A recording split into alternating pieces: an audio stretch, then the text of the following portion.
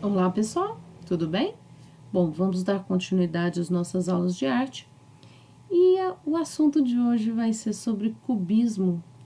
Nós já falamos sobre essa matéria o ano passado, então vocês lembram bem como é a história do cubismo, mas eu vou passar para vocês um conceito, vamos recordar o que a gente aprendeu o ano passado, tá?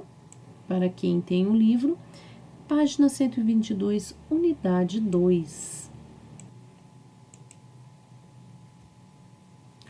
Cubismo. Eu vou trazer o conceito para vocês, um exemplo de algumas obras, tanto do Paul Cézanne como do Picasso, do Georges Braque, tá? Historicamente, o cubismo originou-se na obra de Cézanne, pois para ele, a pintura deveria tratar as formas da natureza como se fossem cones, esferas e cilindros. Para Cézanne, a pintura não podia desvincular-se da natureza, tampouco copiava a natureza. De fato, a transformava. Paul Cézanne foi um pintor pós-impressionista francês, cujo trabalho forneceu as bases da transição das concepções do fazer artístico do século XIX para a arte radicalmente inovadora do século XX. Ele dizia assim, mudo a água em vinho, o mundo em pintura. Mudo a água em vinho, o mundo em pintura. E realmente, quando ele veio com esse novo conceito, com esse movimento inovador, na época, os artistas no auge era impressionista, ou era pós-impressionista, estava fazendo essa transição.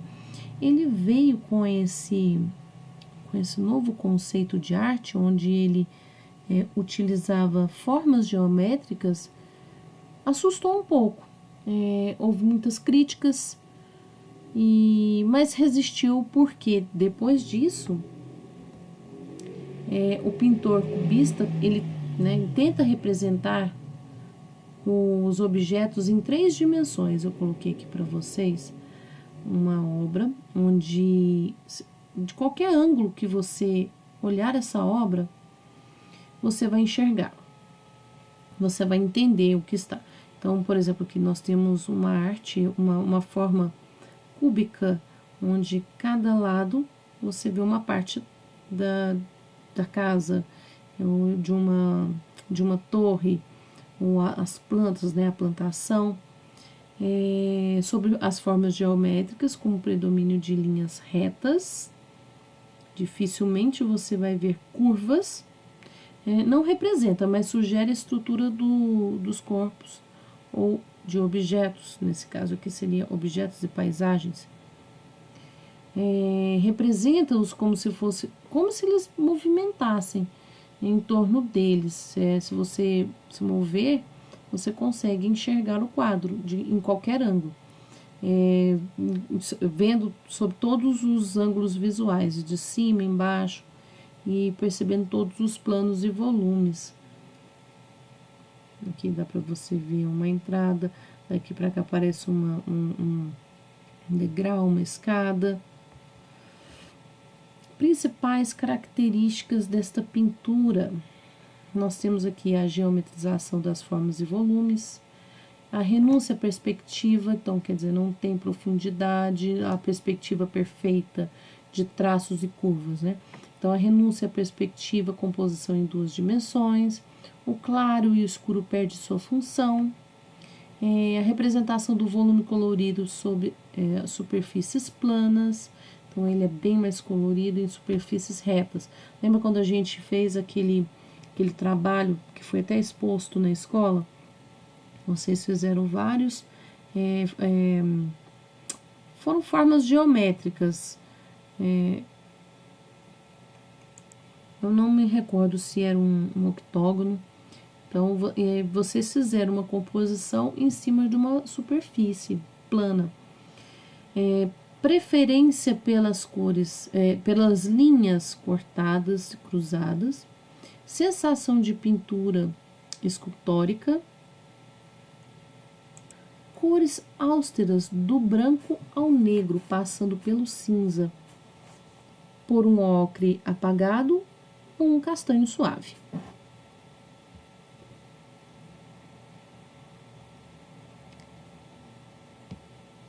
Como os principais fundadores do cubismo, Pablo Picasso e Georges Braque, eles fizeram a história do cubismo.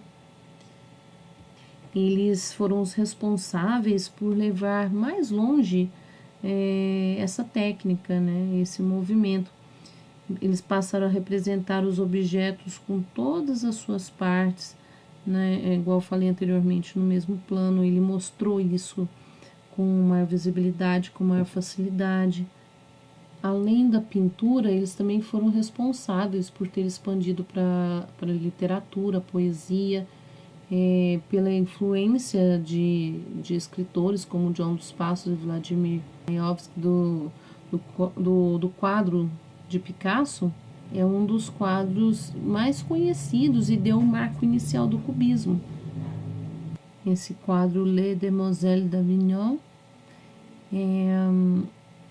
depois que ele pintou esse quadro, eles ficaram, neles, né, ficaram evidente a referência a máscaras africanas que inspiraram a fase inicial do cubismo, junto com, com a obra de Paul Cézanne.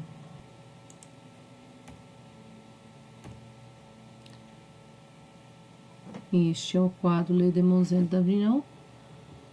Ele foi feito em 1907 e Picasso levou 9 meses para pintar esse quadro. E, inclusive, como foi falado antes, ele se tornou uma das obras responsáveis por revolucionar a história da arte, formando o cubismo, né, e a pintura abstrata. Essa obra nós já trabalhamos ela. Se eu não me engano, eu devo ter passado essa figura para vocês no caderno. Anteriormente foi falado sobre as máscaras africanas. Aqui mostra uma, aqui seria a outra. O Picasso, quando ele pintou essa tela, ele tinha noção de que esse quadro seria o mais importante que ele já havia pintado. E dizem, né, que o artista estava muito inseguro em apresentar essa obra. Ele falou que ele revelou isso ao seu merchan depois de meses de revisão à pintura monumental, que ela estava escondida no estúdio dele em Paris. Essa obra também ela marca uma ruptura radical da composição tradicional, né? E por isso que eu falei que houve um choque de imagens. Ela representa 5 mulheres nuas com figuras compostas por planos e faces desfiguradas. Elas foram inspiradas pela escultura ibérica e as máscaras africanas que eu mostrei. E uma curiosidade, o nome deste quadro, o d'Avignon, que é o título, né, refere-se a uma rua de Barcelona famosa por ter pelo bordel, por ter o seu bordel. Essa pintura, ela representa, além de ser considerada uma obra-prima da história da arte universal, ela quebra um pouco com a violação de todas as tradições anteriores e convenções visuais jamais vistas até então. Atualmente ela se encontra no MoMA, que é no Museu de Arte Moderna em Nova York.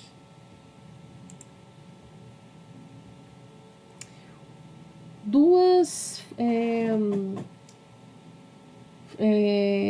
formas que o cubismo, que eu vou passar aqui para vocês, seria o cubismo, primeiro o cubismo analítico, de 1909, ele foi caracterizado pela sua desestruturação da obra em todos os seus elementos. O que significa isso? Que os artistas, primeiro, eles analisavam a forma dos objetos, ou os elementos, né, que seriam representados, para depois construir.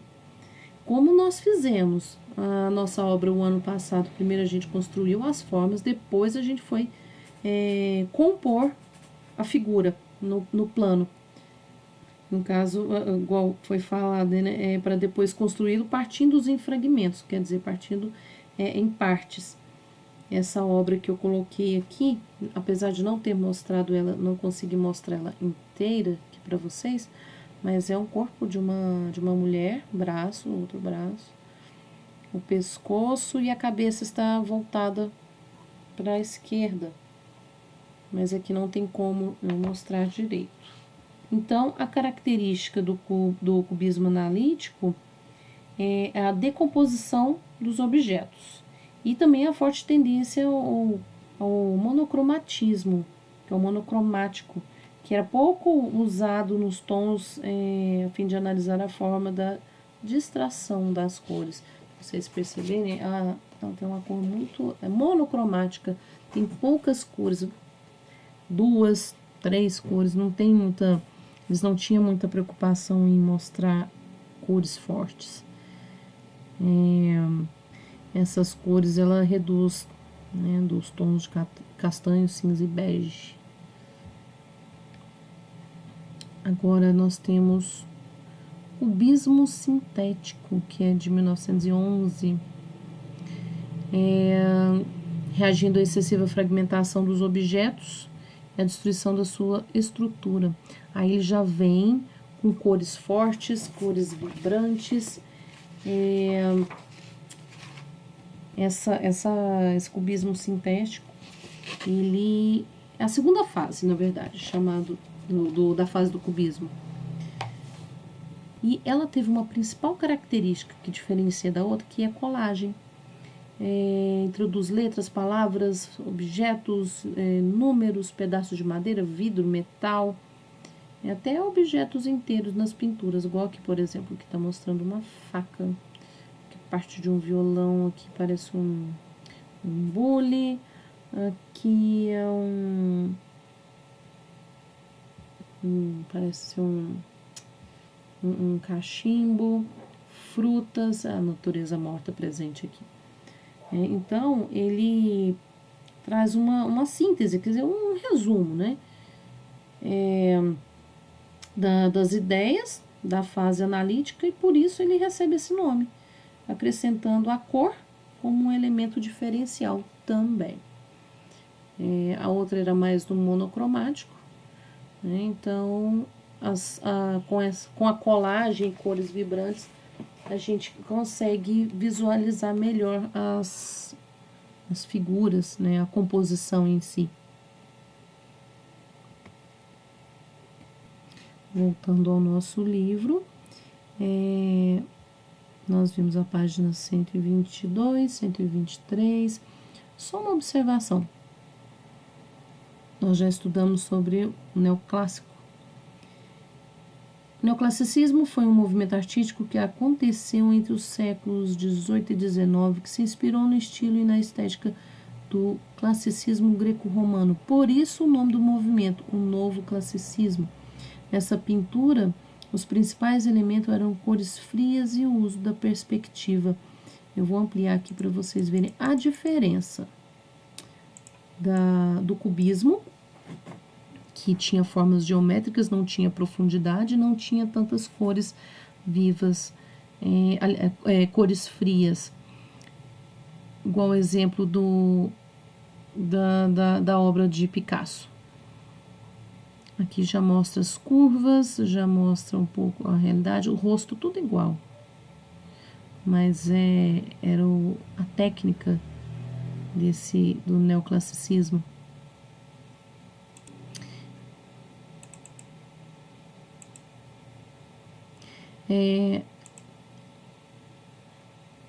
Página 124, falamos do cubismo sintético. Aqui uma outra obra